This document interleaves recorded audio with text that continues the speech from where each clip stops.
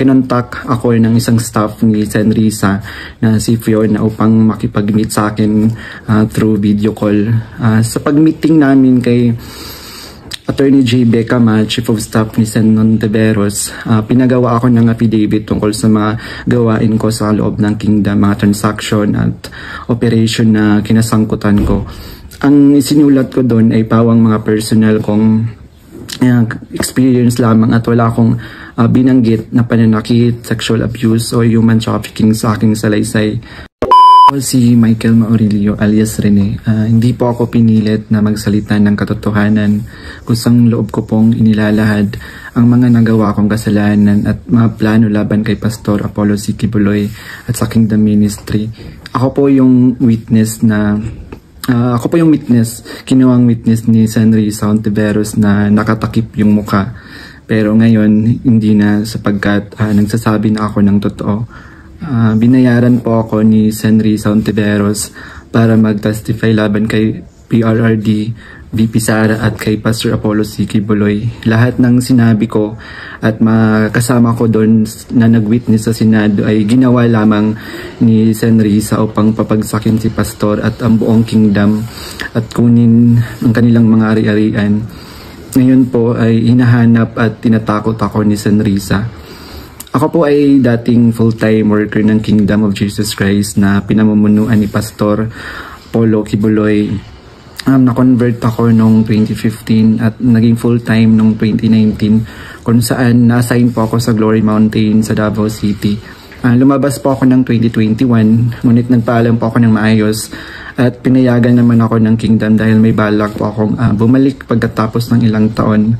Noong January 2024, nag-vlog po ako kasama ang isang ex-full-time na si Lawrence Capuno dahil nagsimula na noon yung unang pagdinig na sa Senado sa pangunguna ni Senrisa Ontiveros tungkol sa mga aligasyon ng sexual abuse at human trafficking na isinampalaban kay Pastor Apollo Kibuloy. Sa vlog na yun, pinasinungalingan namin yung mga claim ni Blenda Portugal alias Amanda at nung iba pa na pawang kasinungalingan lahat. Noong February 2024, kinontak ako ng isang ex-full-time na si Shishir Bandari at inalok na maging witness sa Senate investigation ni Senador Risa kapalit ng financial assistance. Pumayag ako dahil sa panahon din yun, nangangailangan din ako ng pera. Binigyan ako ni Shishir ng email ng opisina ni Senrisa upang magpadala ng formal na email kahit ano ang aking sabihin daw. Sabi niya kapag nakipag-usap ako sa kanila, sabihin ko lamang na taga-kingdom ako at lumabas na sa ministry at idagdag ko daw na sinasaktan ako ni Pastor. So sa aking email, sinabi ko doon na galing ako sa kingdom at lumabas noong 2021. Ilang araw pagkatapos noon, kinontak ako ng isang staff ni Senrisa na si Fiona upang makipag-meet sa akin through video call. Sa pag-meeting namin kay Attorney J. Becama, Chief of Staff ni Sen. Nontiveros, pinagawa ako ng affidavit tungkol sa mga gawain ko sa loob ng kingdom, mga transaction at operation na kinasangkutan ko. Ang isinulat ko doon ay pawang mga personal kong experience lamang at wala akong binanggit na pananakit, sexual abuse o human trafficking sa aking salaysay. Matapos kong ibigay yung affidavit, muli kaming nag-meet ni Attorney Becama. Pagkaraan ng 2 araw, binigyan niya ako ng revised affidavit na naglalaman na ng mga karagdagang aligasyon ng pananakit ni Pastor na hindi ko naman naranasan o nakita. Kasama rin dito yung maling pahayag na ako daw ay nasa sa SMNA News kahit hindi totoo dahil ako ay nasa Glory Mountain mula 2019 hanggang 2021. Nandun din yung aligasyon na sa di umano ay nasaksihan ko tungkol sa mga baril na sangkot sina Sara Duterte at dating Pangulong Rodrigo Duterte na hindi naman totoo dahil wala naman akong nasaksihan na ganong pangyayari. Pinilit din akong idagdag yung pangalan ni Senador Bongo at Senador Bato de la Rosa sa affidavit kapalit ng mas malaking halaga ng pera. Pero hindi ko na sila isinama kasi baka umattend sila sa hearing at magtanong at makorner ako. Yung pag-appear ko sa Senate ay may reward na 500,000 na ibinigay nila sa akin at dagdag na 500,000 nang isinama ko si Sara Duterte at si dating Pangulong Duterte. So 1 million po lahat ng binigay sa akin. Isang linggo before ang Senate hearing noong February 19, 2024, pinatira ako sa isang kondo kung saan ako ay biniriefing at tinuruan tungkol sa mga dapat na isasagot ko sa tanong ni Senador Risa. So sa araw ng hearing, umiyak ako dahil sa konsensya habang binabasa ko yung script na alam ko naman na hindi totoo at hindi ginawa ni Pastor ng Kingdom. Pagkatapos ng hearing, tinago ako ni Sen Risa sa kanyang kondo sa Manila at inutusan na maghanap pa ng ibang pwedeng maging witness kapalit ng pera dahil may mga susunod pang hearing. Sa buong taon ng 2024, nanirahan ako sa kondo ni Sen Risa at nung January 2025, lumipat ako pansamantala sa isang safe house kung saan nakasama ko doon sina Mutabato at iba pang mga biktima ng extrajudicial killings. So sa bawat research o information na aking naibibigay sa Senado, nakakatanggap ako ng rewards na 12,000 na ibinibigay ni Sen Risa sa pamamagitan ng kanyang staff na si Sir Ryan. So sa kabilang sa mga na-research ko, nagawa kong research yung inimbentong Angel of Death daw ng Kingdom na inimbento ni alias Jackson, si Edward Masayon. Kabilang doon yung na-research ko yung mga member at yung mga general na nag-courtesy call kay Pastor. Noong August 29, 2024, nag-dinner meeting kami nila Blenda Portugal alias Amanda kasama ang kanyang legal team na si Attorney Joanna Paula Domingo at ng Office of the Special Assistant to the President at si Attorney Ian Intrina at yung kasama yung abogado ko na si Attorney Ange May Bagudio sa isang hotel sa Quezon City.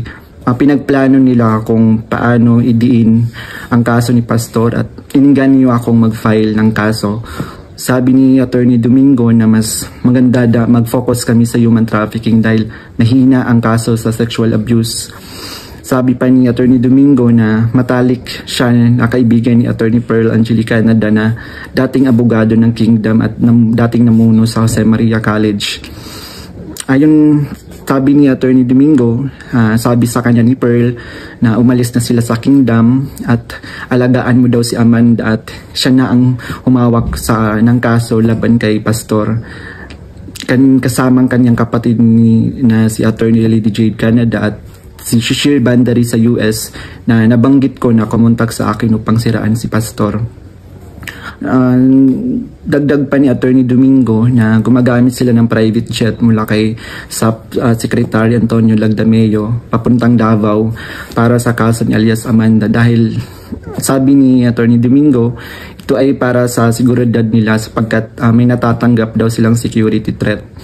Noong mga panahong iyon, nagkaroon din kami ng pag-uusap ni alias Amanda, si Blenda Portugal, kung saan tinanong ko siya tungkol sa kalagayan ng kanyang kaso sa sexual abuse at human trafficking. Sinabi niya sa akin na mahina daw talaga yung kaso sa sexual abuse sa Pasig at gusto niya niyang sumuko, kaya lang may mga nagsusulsul daw sa kanya na ituloy pa rin yung kaso. Nakiusap niya lang siya sa akin na tulungan ko siya maging witness sa kanyang kaso sa human trafficking at nanghingi pa siya ng ebidensya kung meron daw akong naipon or naitago ng mga patunay sa sexual abuse. So, ipiniliwanag ko sa kanya na wala akong ebidensya dahil hindi ako kasama sa mga pangyayaring iyon dahil nagsimula lamang ako bilang full-time noong 2019 at hindi rin ako biktima ni Pastor kaya wala akong maibibigay na ebidensya. Sinabi ni alias Amanda na mag-focus na lang ako sa human trafficking at maghanap ng mga ebidensya kung mayroon pa akong naitatagong impormasyon. Sinabi ko sa kanya na maghahanap ako ngunit wala talaga akong ebidensya dahil hindi naman talaga totoo ang mga aligasyon. Sabi ni Attorney Domingo na hinahanapan daw nila ng butas upang makasuhan at madisbar si Attorney Israelito Torion upang mawala na daw ito dahil sabi niya magaling daw ito.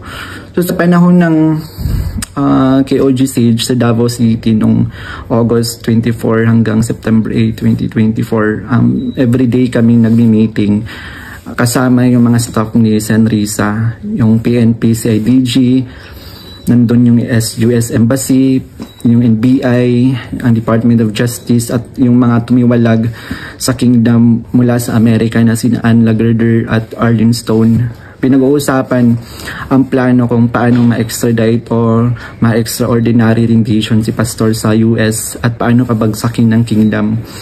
Ang pangunahing pinag-uusapan mga meeting ay ang plano sakaling mahuli si Pastor ay ang plano ay agad siyang extradite sa US at bawiin ang kaso na isinampa ni alias Amanda upang mapabilis ang extradition ni Pastor kapag siya ay nahuli. Subalit hindi ito natuloy dahil sa pag-aalala sa US na maaaring manalo si Donald Trump sa panahong iyon na nagdulot ng paghina ng kanilang connection sa gobyerno ng US. So dahil dito, nang mahuli si Pastor, wala na silang pagkakataon na ma-extradite siya, kaya naman nagutos si Senrisa Otevero sa amin na labanan ang kaso dito sa Pilipinas laban kay Pastor at sa lahat ng mga administrator ng Kingdom upang tuluyang pabagsakin ang Kingdom. So tinatanong kami ng paulit-ulit kung may alam kami tungkol sa isang bunker daw nung panahon ng KOG Sage, dahil kapag nahanap daw nila si Pastor, babahan ng pera at may bahagi kami doon. Ang bunker ang pangunahing hinahanap, kaya pinuntahan nila ang lahat ng mga posibleng lugar. Ngunit sa katotohanan, wala talagang bunker sa Kingdom, lalo na sa Central Headquarters. Ang mga updates tungkol sa mga ito ay galing sa kasalukuyang PNP Chief General Nicolas Torre na siyang nangunguna sa bawat meeting namin at nagtatanong tungkol sa lokasyon ng bunker. Kasama ko rin sa mga meeting na yon sina Edward Masayon alias Jackson na pumasok sa Kingdom compound na nagkunwaring pulis dahil siya daw ang nakakaalam kung saan ang bunker. Kasagsagan ng Sage ng message sa akin si Fiona, staff ni Risa, na sa pamamagitan ng WhatsApp na sinabi niya na dapat ko daw tanggalin sa kaso ko si June Andrade dahil isa daw siya sa amin na nagbibigay siya ng mahalagang impormasyon. So ipinaalam ko sa kanya na ipapasa ko muna ito sa aking abogado. Pero ngunit isang linggo pagkatapos nun, tinanong ulit ako kung may contact ako sa Kingdom dahil hindi na raw mahanap si June Andrade. Hanggang ngayon, hindi na siya natanggal sa kasong pinafile sa akin. Noong November 5, 2024, nagkaroon kami ng meeting kasama sina Undersecretary Nicolas T. ng Department of Justice at 4 pang prosecutors. Ang naalala ko doon si Prosecutor Olivia Torrevillas, si alias Amanda, kanyang mga abogado, si Attorney Domingo at si Attorney Ian, 3 representative from NBI, 2 lawyer at 1 agent.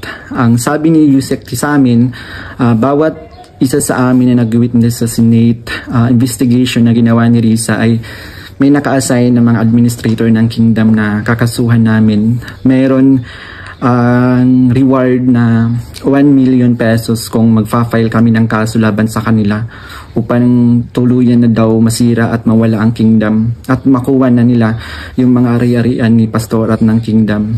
So sa akin, naka-assign yung 2 administrator na sina Eleanor Cardona at si Marlon Rosete. Pati na rin yung 2 key person ng SMNI na si Cristina San Pedro at si Hannah Jane Sancho. May 2 minister, si Carlo Catiil at si Rico Mandin, at coordinators na sina Grace Mandin at si Corazon Dupalag. At yung kay alias Jackson naman, yung naka-assign sa kanya yung mga lalaking administrator, katulad nila Marlon Nacobo, nasalit si Sister Elizabeth Carion. And kay alias Jerome naman, naka-assign sa kanya yung mga administrator ng mga babae na sina Anyanyang Lizada at si Teresita Dandan. So sa iba't ibang araw na mga meeting namin, kasama ko yung mga dating full-time worker ng Kingdom na lumabas dahil sa mga nagawang kasalanan sa loob ng ministry. Doon sina Arlene Stone at Ann Lagerder na parehong sumasali through Zoom mula sa US na tinutulungan sila ng FBI. Si Regina Arevalo naman na siyang scriptwriter ng karamihan ng mga binabasa namin sa Senate hearing. Pati na rin yung mga kasama kong mga fake witness na sina Tirao alias David, si Edward Masayon alias Jackson, si Juar Olimba alias Jerome, si Renita Hernandez, si Glenda Portugal alias Amanda, at kasama yung Chief of Staff ng Office ni Sen. Risa na si Attorney J. Becama at yung staff na si Fiona at si Faye. So hanggang sa ngayon, paggawa ko ng affidavit, patuloy ang surveillance at mga planong raid sa mga ari-arian ng kingdom, kabilang ang mga kingdom light congregation sa iba't ibang bahagi ng Pilipinas, yung SMNI building sa Makati, yung KOG Central Headquarters sa Davao. Bukod dito, tinatarget din yung mga anak ng mga full-time workers bilang mga biktima daw ng human trafficking at child abuse. Ngayon po ay lumalabas ako upang ilahad ang katotohanan na ang lahat ng ito ay gawa-gawang kaso at plano lamang pabagsakin si pastor at ang buong kingdom ministry at kunin ang kanilang mga ari-arian. Hindi ko na masikmura yung mga ipinapagawa ni Sen. Risa na kasinungalingan at ang pamimilit niya na magsampa ako ng kaso kapalit ng pera. Wala pong ginawang mali si pastor sa akin. Puro kabutihan ang aking naranasan habang nasa loob pa ng kingdom. Lahat ng ito, sinabi ko ay upang ipagtanggol ang katotohanan kahit nakakatakot dahil sa mga malalaking tao yung sangkot. Pero ito na yung panahon upang tumindig para sa katotohanan at humihingi ako ng tawad sa kingdom family, lalo na kay Pastor Apollo Kibuloy sa mga nagawa kong mali at